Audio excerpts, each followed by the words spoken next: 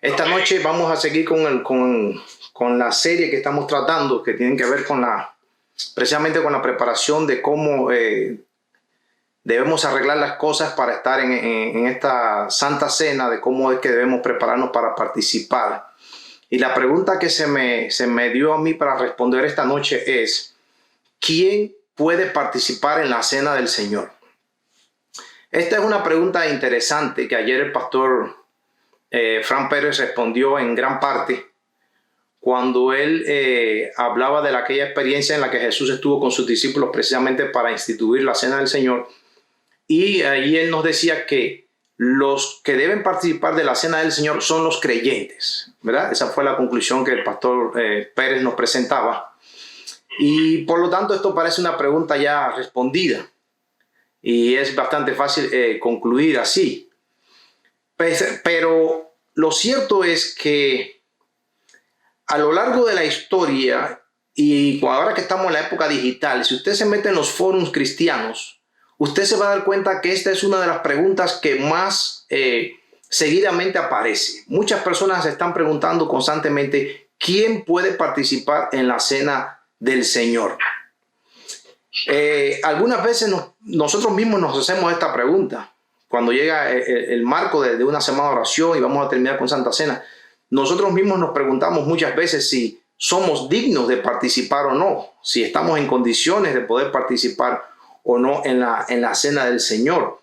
Y a veces hasta nos tomamos el atrevimiento de tratar de decir o analizamos o juzgamos si hay alguien más que puede participar o no. Nosotros a veces tenemos la tendencia a querer juzgar quiénes pueden y quiénes no pueden participar en la Cena del Señor. Y en mi experiencia como pastor muchas veces he encontrado en las iglesias que hay personas que el día de la Santa Cena van y, entre otras cosas, ellos miran a su alrededor a ver quién participó, quién no participó, si las personas que participaron eran consideradas dignas o no. Y como pastor casi siempre se me ha acercado alguien en estos días a decirme: oiga, pastor, mire, fulano de tal no debía tomar la cena y la tomó, o pastor, fulano de tal no tomó la cena, ¿por qué será? Y siempre tratamos de hacer juicio en ese sentido. Lo cierto es que a lo largo de la historia la cristiandad ha debatido si la Santa Cena debe ser para todos o debe ser exclusiva para algunos. Lo que sabemos de la Santa Cena lo aprendemos de los Evangelios, del libro de los Hechos y de la primera carta a los Corintios. En primera especial, la carta a los Corintios, en el capítulo 11 de la primera carta a los Corintios, se nos habla ahí de la Santa Cena. Los Evangelios nos presentan a Jesús teniendo una cena a puerta cerrada con sus discípulos más cercanos. Y para muchos esto es un indicio de que la cena debía ser solamente para aquellos discípulos que están bien cerca de Jesús. Pero recuerden que este día en el que Jesús instituyó la Santa Cena se celebraba la Pascua, que era una celebración que los judíos celebraban en familia y cuando más con algún vecino. Por lo tanto, lo más seguro es que ese día en que Jesús estaba instituyendo la Santa Cena con sus discípulos, esa gran multitud que acostumbraba a seguirle probablemente estaba, o es lo más seguro, estaba en sus hogares celebrando la Pascua con sus vecinos o con sus familiares. Por lo tanto, decir que solamente los discípulos estuvieron con Jesús aquel día no puede utilizarse como argumento para decir que la Santa Cena es algo privado o cerrado o algo exclusivo.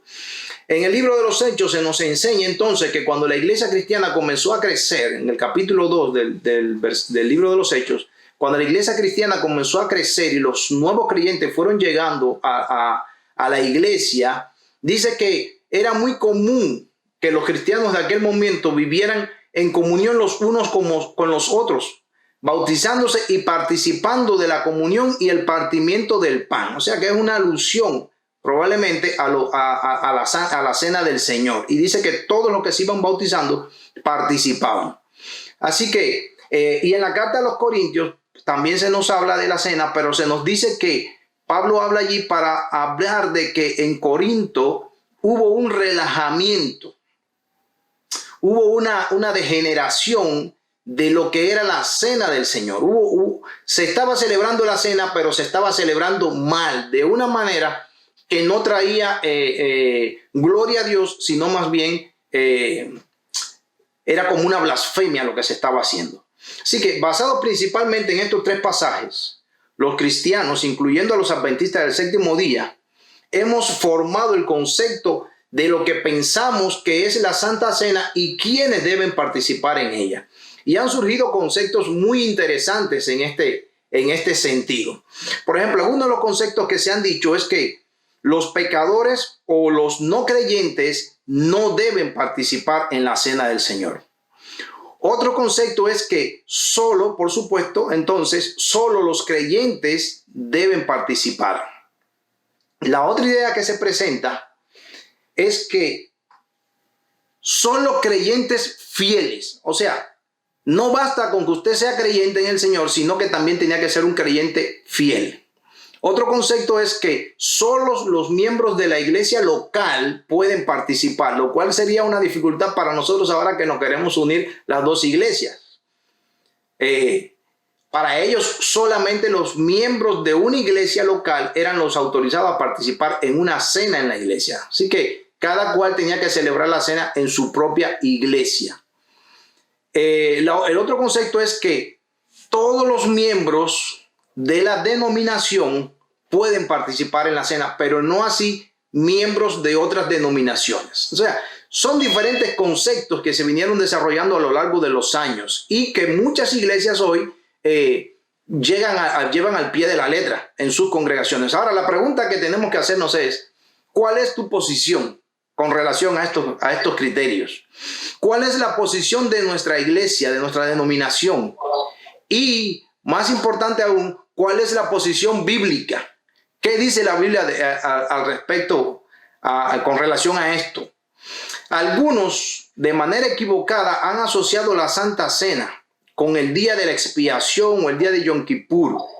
Y ellos miran a la Santa Cena como si la Santa Cena fuera un día de juicio investigador, que era lo que representaba el día de la expiación. Y han asociado eso con la Santa Cena y piensan que el día de la Santa Cena es un día de juicio, donde usted, en la manera que coma, ya sea de manera digna o de manera indigna, usted va a estar sellando su futuro, para bien o para mal, que le puede ir bien en los próximos días o tal vez le puede ir mal, incluso conseguir la muerte. Y otro, pues, como se trata de juicio, pues tratamos de hacer juicio, juzgar siempre quiénes deben y quiénes no deben participar. Ahorita había hablado de eso. La realidad, es que la Biblia enseña, y Jesucristo mismo nos lo dijo en varias ocasiones, es que nadie es digno para sentarse a la mesa del Señor. Jesucristo se reunió con sus 12 apóstoles, pero si nosotros leemos el contexto de lo que estaba ocurriendo allí, de cómo Jesús tuvo que ponerse la toalla alrededor de su cintura, cómo tuvo que tomar el lebrillo para lavarle los pies, todo eso nos dice que ninguno de los apóstoles era digno de estar ahí sentado a la mesa del Señor si lo fuéramos a mirar del punto de vista que la mayoría de la gente está mirando esto, de que si una persona es digna o no es digna. Realmente digno no hay nadie. No hay una sola persona que pueda decir delante del Señor, yo soy bueno. Jesús nos enseñó eso. Ahora, la realidad es que la Santa Cena no está asociada con el día del juicio investigador, no está asociada con el día de Yom Kippur, con el día de la expiación. La Santa Cena más bien está asociada con el día de la Pascua.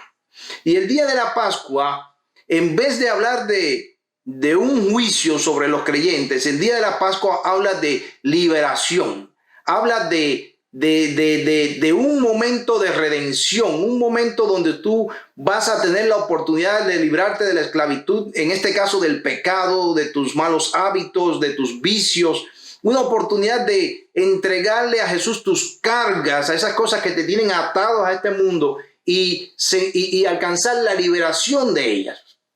Así que la Santa Cena, hermanos, en vez de ser un símbolo de juicio, más bien es un símbolo de redención y liberación. Habla de salir de la esclavitud y marchar con esperanza hacia una tierra nueva. De eso nos habla la Santa Cena.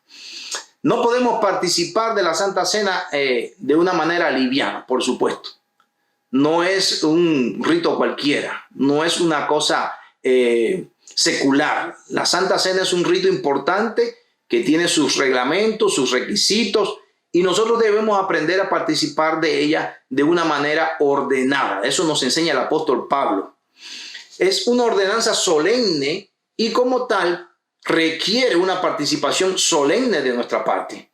Pero si nosotros leemos lo que el apóstol Pablo enseña y también lo que Jesús mostró aquel día con sus discípulos allí, hay el único requisito que el apóstol Pablo menciona que debe, él habla un poco de cómo debe ser la forma de la Santa Cena, pero cuando se habla de la persona como tal, el único requisito que él pone para participar de la cena, dice primera carta a los Corintios, capítulo 11, versículo 28 y 29, que cada uno debe ser capaz de examinarse a sí mismo antes de comer el pan y beber la copa.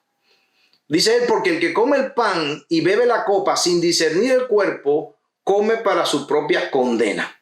En otras palabras, la persona que participa debe comprender el significado del pan y del vino, saber por qué fueron instituidos y el beneficio que se deriva de recordar la muerte de Cristo. O sea, usted no debe participar en la cena como que está participando en una comida de fin de año o como quien está celebrando el cumpleaños de algún familiar o un amigo. Usted tiene que ir allí sabiendo que esos símbolos, esos emblemas que allí nosotros vamos a ver y de los cuales vamos a participar, tienen un significado espiritual, que nos hablan de la vida de Cristo, que nos hablan de su obra, nos hablan de su amor tan grande que fue capaz de entregar su propia vida por nosotros. Pero nos dicen también que el hecho de que Jesús entregara su vida por nosotros nos da la oportunidad de prepararnos para morar con Él cuando Él regrese en las nubes de los cielos. Así que, hermanos, ese debe ser el pensamiento que debe estar en nuestra mente. Nosotros no debemos llegar ahí pensando en que si nosotros somos dignos o no, porque, hermanos, no lo somos. No debemos llegar ahí pensando en nuestra propia justicia, porque no vale de nada delante de Dios. Y no tenemos que llegar allí pensando en la justicia de los otros o en la pecaminosidad de los otros. Nosotros debemos ir concentrados y por la fe volver a revivir por la fe aquellas escenas de los últimos momentos de la vida de Jesucristo. En eso es que debemos estar concentrados. Así que, hermano, si nosotros somos capaces de discernir en la cena del Señor el cuerpo, si nosotros somos y la sangre de Cristo y los beneficios que eso trae para nosotros, entonces nosotros estamos listos para participar. Y no solamente nosotros, sino cualquiera que sea capaz de discernir estas cosas.